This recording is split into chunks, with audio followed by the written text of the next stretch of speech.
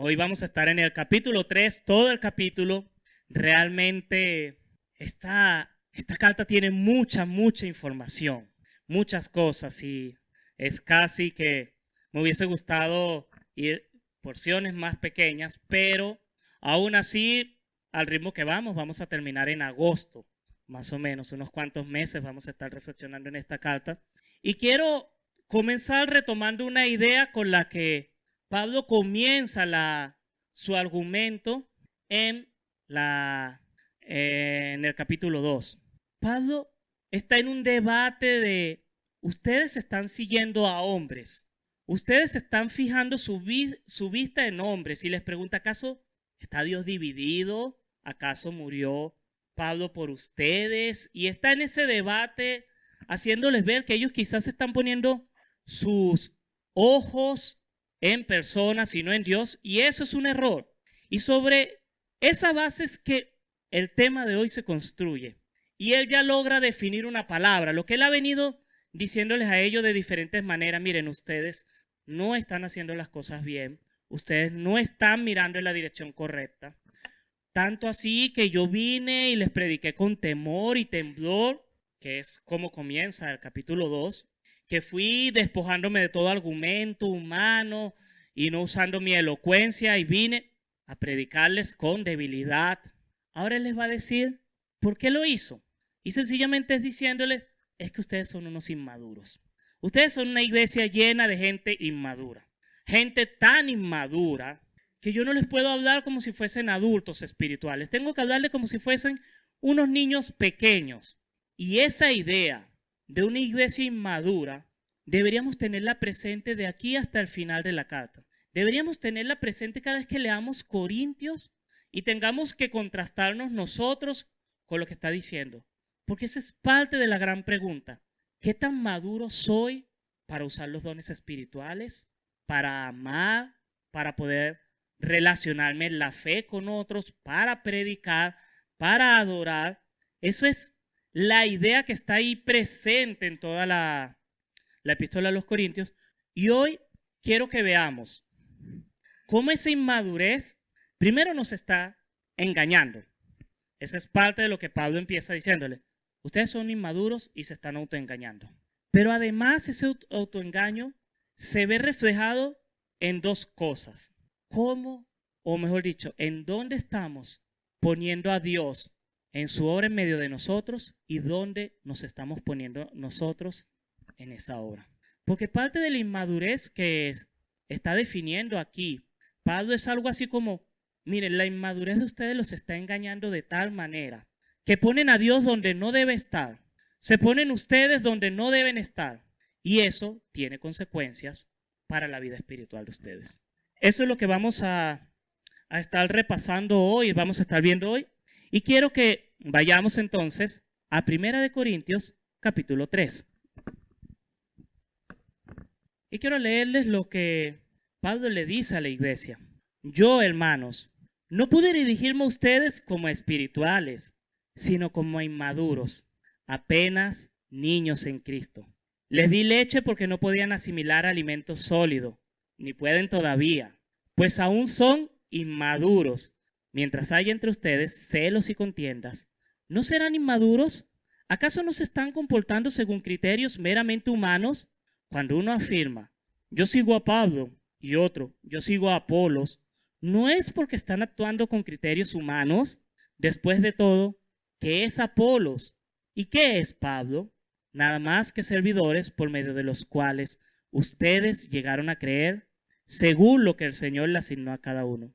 Yo sembré, Apolos regó, pero Dios ha dado el crecimiento. Así que no cuenta ni el que siembra ni el que riega, sino solo Dios, quien es el que hace crecer.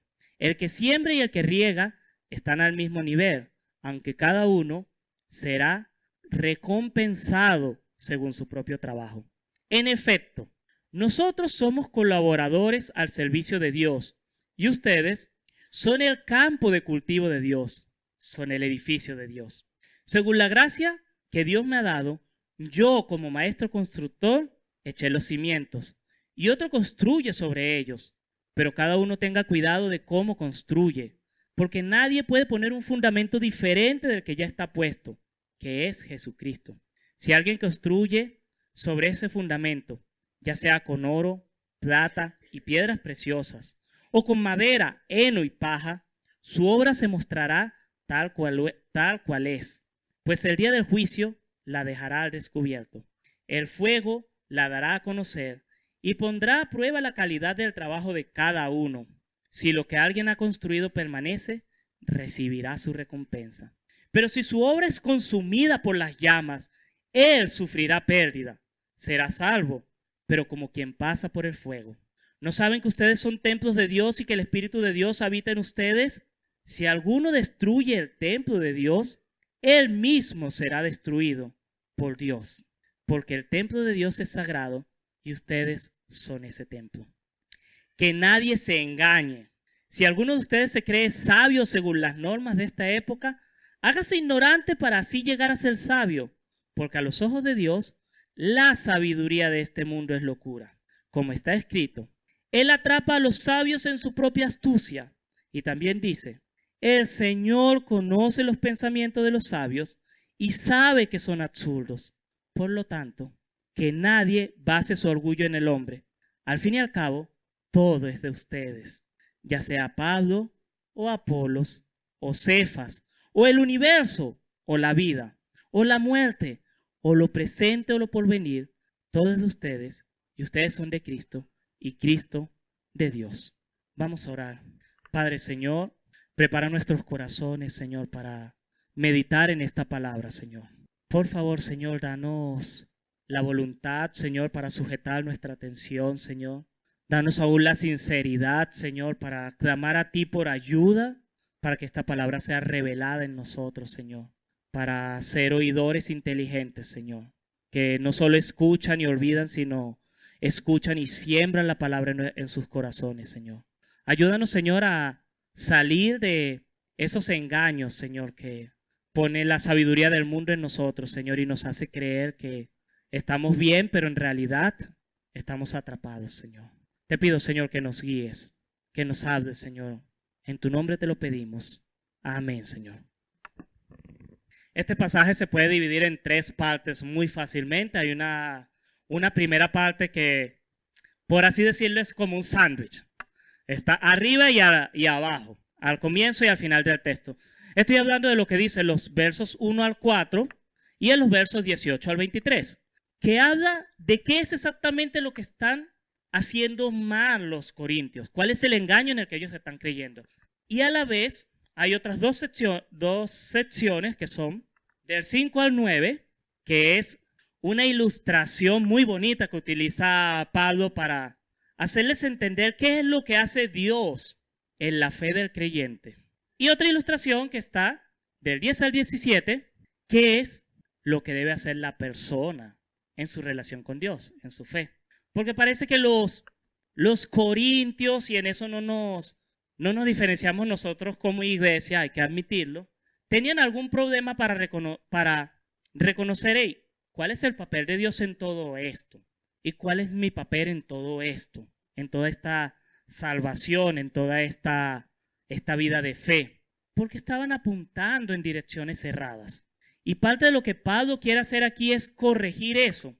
Y esta primera parte, que son los versos 1 al 4 y del 18 al 23, ponen, por así decirlo, el dedo en la llaga. Quizás, y hay evidencia más adelante en la carta a los Corintios, tanto en primera como en segunda de Corintios, que al parecer esta gente había dicho, miren, lo más importante es la sabiduría, es la retórica.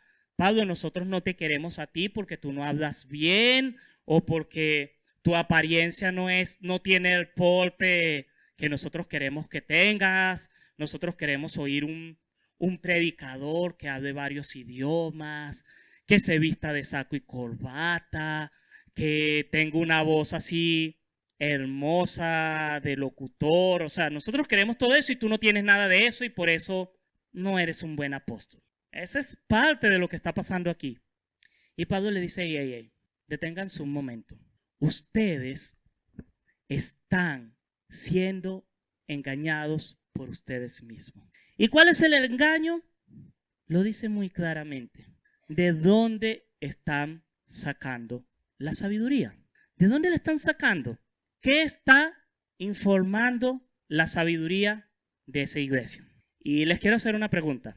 ¿Cuántos de ustedes son teólogos? ¿Cuántos de ustedes son teólogos? Bien, si esta es la parte donde todos levantan la mano. Miren, hay una diferencia entre decir cuántos son teólogos y hacen teología a cuántos tienen un título de teología. Si fuese cuántos tienen un título de teología, yo levanto la mano. Tengo un título de teología. Pero si decimos cuántos son teólogos y hacen teología, todos deben levantar la mano. Porque todos ustedes, al orar, al predicar, al vivir sus vidas como creyentes, están haciendo teología. Cuando ustedes se están relacionando con Dios, están haciendo teología, están mostrando una teología. Otra cosa también es definir la calidad de esa teología, que eso ya es otro terreno.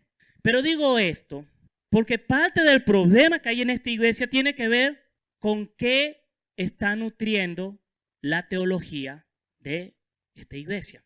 Todos ustedes hacen teología cuando oran. Con las opiniones que tienen de la Biblia y de Dios están haciendo teología. La pregunta es, ¿de dónde sacan la información, el contexto para hacer esa teología? Esa es la pregunta que todos deberíamos hacer. Miren, ya ustedes están haciendo una declaración teológica. Cuando vienen aquí, congregarse es importante. Cuando yo digo vamos a orar, ustedes están haciendo teología. Cuando yo les digo oremos, ustedes hacen teología. Mi pregunta es, ¿de dónde sacan lo necesario para hacer esa teología? ¿De dónde lo sacan? De la palabra de Dios. Bien, ¿qué tanto leen ustedes la palabra de Dios? ¿Qué tanto meditan en la palabra de Dios? ¿Qué tanto profundizan en la palabra de Dios? Porque ocurre algo muy sutil. Muchas veces lo que está alimentando nuestra teología no tiene nada que ver con la palabra de Dios. Es lo que le está pasando a la iglesia de Corintios. Ellos están creyendo que la santidad se ve o se refleja en expresiones de poder al estilo del mundo. Es por eso que más adelante Pablo los va a regañar porque están siendo desordenados en el uso de los dones espirituales. Porque quieren imponerse, decir yo tengo mejores dones que tú, así que tú debes respetarme más porque yo soy mejor cristiano que tú, porque tengo los dones más exclusivos. Están pensando que la santidad, el poder del evangelio se refleja en una predicación según los estándares de la retórica griega, como si fuese un filósofo. Entonces, si yo me paro de tal manera y hablo de tal manera, entonces yo soy mejor predicador que el que no tiene tanto dominio del lenguaje. Empiezan a mostrar que las bases con las que están construyendo su teología son erradas. Y para aplicarlo a nosotros, ¿quiénes de ustedes piensan que congregarse los domingos es importante? ¿Quiénes de ustedes piensan que congregarse todos los domingos sin faltas es lo que debe hacer un cristiano? ¿Ustedes creen que congregarse puede tener excepciones? Que a veces yo podría dejar de congregarme por alguna buena acción, quizás para ir a ser voluntario en una obra social. ¿Eso es correcto? ¿Sí es correcto? Que yo puedo faltar a la iglesia para cumplir algún compromiso familiar o de algún otro tipo. Muchos creyentes creen eso, pero eso no es bíblico. El mandato bíblico es congregarse sin falta, porque congregarnos es un acto de adoración a Dios. Y yo sé que aquí la cosa se complica, no les quiero crear cargas, vivimos en una sociedad mucho más compleja y realmente a la mayoría nos faltan días en la semana para poder sacar todo lo que tenemos que hacer. Pero si tú dices, yo voy a la iglesia los domingos, pero de vez en cuando me tomo un domingo para pasear, para hacer algo, yo quiero pedirte que busques en las escrituras donde encuentras justificación para eso. Y no lo digo para crearte culpas, repito, lo digo para que te prevengas de que la cultura empiece a definir lo que es tu día del Señor. De hecho, sutilmente cambiamos día del Señor a día de reposo. El problema es que no sabemos todavía muy claramente el reposo de quién. ¿Reposa Dios o reposo yo? O sea, realmente el domingo es el día del Señor, el día de adorar al Señor. No es día de venir a pedirle, no es día de venir a cumplir un chulito de la semana y completé el año, tengo 52 chulitos, me van a dar grandes bendiciones, me voy a llevar el premio. No, es un día para encontrarnos con nuestro Dios en adoración. Y así podría tener montones de cosas. ¿De dónde sacas tus ideas sobre el trabajo? ¿De la Biblia o de la cultura que te dice cómo debes trabajar, cuánto debes trabajar? Y eso le pones un barniz de cristianismo. Para esto yo te pido, empieza a leer la Biblia sistemáticamente. Empieza a leer la Biblia con profundidad para empezar a decir, hey, ¿qué cosas de mi vida, de mi manera de representar el cristianismo, están respondiendo a lo que dice la Escritura sobre esto o a lo que dice mi fe, lo que dice la cultura sobre esto? ¿Son mis propias ideas? Y quizás una señal buena es comenzar con, ¿qué piensas tú del día de reposo? Yo pienso que, ok, ya ahí tienes un problema. No es tú piensas, es que dice las Escrituras. Los corintios se están engañando porque ellos están poniendo su teología, su manera de vivir la fe sobre ideas que no son. Y Pablo al final de este pasaje se lo dice, hey, si quieres ser verdadero sabio, olvídate de toda la sabiduría de este mundo. Es necia, Dios la considera una tontería. Enfócate en la sabiduría que viene de Dios. Y eso implica caminar, tener una relación con Dios, empezar a hacerle esas preguntas a Dios, no dar por sentado, hey, ¿cómo debo hacer yo?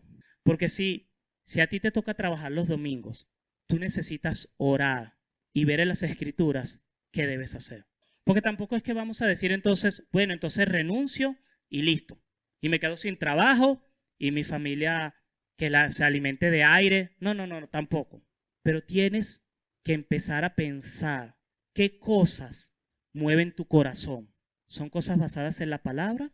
¿O simplemente cosas que aceptaste porque todo el mundo las hacía? ¿Porque alguien te dijo? ¿Porque el pastor desde el púlpito dijo que así se hacen las cosas? Cuidado, porque puedes estar caminando hacia esos autoengaños. Yo anhelo que todos ustedes se vuelvan lectores ávidos de la palabra de Dios. Que la lean, que vengan aquí a preguntarme siempre, como hay una persona que siempre me está preguntando y le doy gracias a Dios por eso, que viene, pastor, leí esto en la Biblia, ¿qué significa? Yo anhelo que todos ustedes sean así. Aunque eso significa que me van a estar bombardeando de mensajes y no me van a dar respiro, pero es que la fe de ustedes es fe de ustedes. O sea, yo no puedo decirles cómo vivir cada cosa particular. Les puedo dar las bases, pero no el detalle. Porque cada uno tiene un tipo de vida particular, un tipo de preguntas, un tipo de problemas particulares y solo pueden solucionarlos en comunión íntima con Dios. O sea, nadie puede. Yo no puedo vivir la vida por ustedes. Yo no les puedo dar todas las preguntas de ese detalle. Que si dejo ir a mi hija a una fiesta o no, que si dejo que tenga tal o tal, eso solo se ve a través de una comunión con la Biblia. Entonces, lo primero, ellos se estaban engañando porque estaban poniendo las bases equivocadas y estaban construyendo su fe bajo supuestos equivocados relacionados con la cultura, con las costumbres fuera de la Biblia. La invitación para nosotros sería entonces, me meto más con las Escrituras para lograr entender más qué es lo que Dios quiere para cada caso específico de mi vida. Pero Pablo toma dos dimensiones, dos cosas que están relacionadas con este autoengaño y es el lugar de Dios y el lugar del hombre. Para el lugar de Dios va a usar una metáfora muy bonita, la metáfora del campo, el campesino. Y es cuando él empieza a decir, miren, yo sembré, Apolo regó, pero el crecimiento lo da Dios. El crecimiento lo da Dios. Y lo que está diciendo es, miren, la fe que tú tienes es obra de Dios, no es obra de hombre. Si tú empiezas a vivir una fe como que dependiese de hombres, de lo que diga el hombre, incluyéndote a ti mismo, estás caminando un camino equivocado, porque la fe solo se la deben a Dios. Eso lo que él está ilustrando es algo más o menos como esto. Miren esta belleza. Interesante. El domingo esto era un frijol en un vasito. ¿Quién de ustedes vino en semana a sacarle las raíces, a estirarlo, a hacer que se pusiese verde? ¿Quién de ustedes vino? Nadie. Eso se quedó ahí y brotó. Y él lo que está diciendo es, sí, miren, cierto que hubo un niño, por cierto, el niño dueño de ese germinador se lo puede llevar. Cierto que hubo un niño que puso el algodoncito, le echó el agüita, armó las tablitas, en cierto modo le dio un cuidado, pero no fue el niño, no fue mano humana la que hizo que creciese. De hecho, hubiese tenido el mismo efecto si ese frijol hubiese quedado tirado en el piso, cerca del agua, ¿cierto? El crecimiento lo dio el algodón, el vaso, la cantidad de agua que le echaron, la forma, la precisión del agua. No, fue algo que está en la semilla. Y Pablo les está dando la idea de decir, miren, no importa qué tanto han crecido, no importa qué tanta gente les ha predicado, no importa cuántos libros ustedes han leído. ¿Saben una cosa? La fe que ustedes tienen es mía. Yo la puse en sus corazones. Así como la planta va a crecer por voluntad de Dios, bajo su soberana voluntad, la fe de ustedes está en el control de Dios. Ustedes son salvos porque Dios quiso que fuesen salvos. No es que yo soy bastante bueno, así que yo me merezco el cielo. No, ese discurso no funciona. Tú te mereces el cielo porque Dios quiso que tú te lo merecieses. Porque Dios te dio la gracia para que tú te arrepintieses, para que tú tuvieses fe, para que tú empezases a creer. Y eso, vuelvo a decirlo, es importante. Porque eso empieza a decir, hey, quita los ojos de los hombres, quita los ojos de las ideas, quita los ojos de tu autojusticia, quita los ojos de ti mismo y pon tus ojos en Dios. Pon tus ojos en Dios. Eso es lo que Pablo les está diciendo aquí. El lugar de Dios en toda tu historia de salvación es central. Él comenzó la obra. Él cuidó para que nazca esa semilla. Aunque pudo haber venido gente que te predicó, gente que te enseñó, y Pablo le dice, miren, uno puso la semilla, uno fue el que sembró, otro fue el que salió todas las mañanas a regar. Solo el milagro de que esa planta crezca lo da Dios. Centra tu vista, tu corazón en Dios. Olvídate de todo lo demás. No caigas en la trampa de creer, no, sé que se trata de mis habilidades, o yo soy buen cristiano porque tuve un buen papá, una buena mamá, o porque yo me leí tantos libros. Tú tienes fe porque Dios puso la fe en ti. Y eso es central. Y Pablo termina el verso 9 diciendo, en efecto, nosotros somos colaboradores al servicio de Dios. Y recuerden eso, no importa lo que yo haga, yo simplemente soy un colaborador que está al servicio de Dios. Mis oraciones no son más poderosas que las de ustedes. Mi entendimiento de la escritura no es más profundo o más aventajado, o yo tengo una revelación extra que ustedes no tienen. Soy un simple colaborador a los ojos de Dios. Y termina diciendo, y ustedes son el campo de cultivo de Dios, son el edificio de Dios. Y con eso él introduce la segunda cosa. Bien, en la salvación es claro, ustedes solo son un campo, pero el que hace que en ese campo brote semilla es Dios. Ese es el rol de Dios. La segunda cosa que Pablo aborda aquí es, bueno, ¿y cuál es el papel de ustedes entonces en esto? ¿Cuál es? ¿Cuál es? Si Dios lo hace todo, ¿qué deben hacer ustedes? ¿Crecer? Sí. ¿Cómo? Pablo aquí va a usar otra metáfora que sirve mejor que la de la planta. La de la planta ilustra muy bien, la planta crece por algo que yo no controlo. Ahora pasa otra metáfora, la de la construcción de un edificio. Y Pablo dice, miren, yo soy como el maestro constructor, soy como el arquitecto en el que ustedes empezaron a construir un edificio, un templo en el que ustedes están. Ahora, ustedes sobre un cimiento que es Jesucristo, que es la palabra de Dios, ustedes se edifican como ustedes quieran.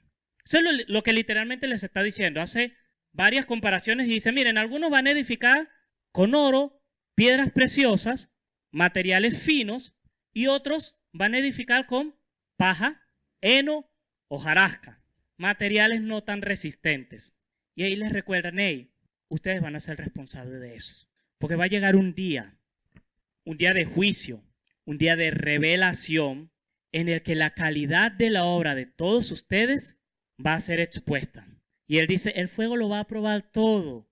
Y algunos van a salir aprobados y otros van a salir chamuscados, así como que se escapan por fuego. Porque aquí, recuerden, Pablo les está hablando a creyentes y lo que les está diciendo es, o nos está diciendo a nosotros es, hey, es cierto, Dios te salvó, Dios te dio la fe, pero tú eres responsable de tu crecimiento espiritual. Tú eres responsable de la forma como vas a crecer. Tú eres responsable de la forma como vas a edificar tu vida. De eso sí eres responsable. Y si lo llevo a palabras de teología cristiana, de nuestra teología, yo digo, Dios es responsable de la salvación, pero tú eres responsable de tu santificación. De eso sí eres responsable. De eso sí colaboras con Dios. Dios te puso el cimiento y tú empiezas a edificar tu vida. Y tú decides la calidad de esa edificación. ¿Y cómo lo decides? Muy fácil. Con la pregunta con la que comenzamos. ¿Qué está nutriendo tu teología? ¿Qué está nutriendo tu doctrina? ¿Estás leyendo la Biblia para descubrir cómo ser un buen padre, una buena madre, un buen hijo? ¿Estás buscando en la Biblia cómo aprender a tratar a los otros? ¿Estás buscando tu identidad como hombre en las Escrituras o en las películas de Hollywood? Esa es la edificación de la que está hablando aquí. Porque un día vas a tener que pararte frente al trono de Dios y vas a tener que rendir cuenta sobre ese edificio que es tu templo. ¿Saben? Los últimos versos, 16 y 17, terminan con una advertencia inquietante. Les dicen, pero ¿saben? Ustedes, si maltratan ese templo, que son ustedes mismos, si ustedes son descuidados con su santificación, Dios les va a pedir cuentas y va a haber castigo. Y la palabra es fuerte. Dios los destruirá a ustedes porque son templo del Espíritu Santo. La idea es, Dios te puso en la vida eterna. Ahora tú eres responsable de edificar esa vida de tal manera que todo tu ser le dé la gloria a Dios. Si no, Señor, señora, aténgase a las consecuencias. Dios no va a decir, ay, mira, te salvé y tú no hiciste nada. Qué malo eres. Pau, pau, pau. No, va a haber consecuencias. Y van a ser duras para algunos. Y por eso ahí deberíamos otra vez hacer ese ejercicio de pensar, de abrir nuestros corazones y empezar a decir, Señor, ¿cómo edifico mi vida? Señor, dame sabiduría para buscar en las Escrituras, preguntarle a alguien, mantenerme cerca de ti, aprender a orar. ¿Cómo debo ser hombre? ¿Cómo debo ser mujer? ¿Cómo debo ser un empleado? ¿Cómo debo ser un hijo? ¿Qué dice tu palabra sobre cómo responderle a la gente? Empezar a buscar, edificar tu vida con los mejores materiales posibles, porque van a ser probados. Así que Pablo les está diciendo en otras palabras, miren, ustedes se están engañando porque están inspirándose, están construyendo su fe sobre cosas que no son. Olvídense de eso, empiecen a buscar de Dios y las Escrituras y empiecen a poner las cosas en orden. Y eso implica, reconoce que tu fe es un regalo de Dios y reconoce que si eres responsable de edificar tu vida, que no es suficiente con decir, no, yo sí acepté a Dios y yo lo reconozco y punto. Tú necesitas edificar tu vida. Y quiero invitar a las personas que van a ministrar en la cena, a Miriam y a Carlos, mientras ellos empiezan a repartir los elementos, el pan y el vino, quiero pedirte por favor que empieces a reflexionar en eso. Empieces a reflexionar en estas preguntas. Primero, tu fe cristiana, ¿de qué se está alimentando? ¿De la Biblia? ¿De las tradiciones? ¿De tu cultura? ¿De tus propias opiniones? ¿De las películas? Aún quizás de ver a otros cristianos, pero no de las Escrituras. Empieza a meditar en eso. Pero también empieza a meditar, Dios es totalmente central en mi vida. Le atribuyo a Él toda la obra de salvación, de crecimiento en mi vida. O yo mismo creo que crezco por mí mismo, que yo decido qué tan sólido estoy en la fe, que eso es algo que yo puedo tomar con mis propias manos. Y más importante aún, quiero que medites ¿Qué estás haciendo por edificar tu vida? Piensa en esa imagen. Dios puso el cimiento, puso las bases, puso las columnas y te toca a ti construir ese edificio. Ese edificio es tu vida. ¿Qué materiales estás usando? Esos materiales se consiguen con el tiempo que le estás dedicando a orar, con el tiempo que le estás dedicando a buscar a Dios, con el tiempo que le estás dedicando a leer las Escrituras. Y piensa que por más costoso que sea el material, no vale la pena decir, no, me voy a ahorrar mi edificación y nada más voy a ir a la iglesia 2 veces al mes y voy a leer un verso por día.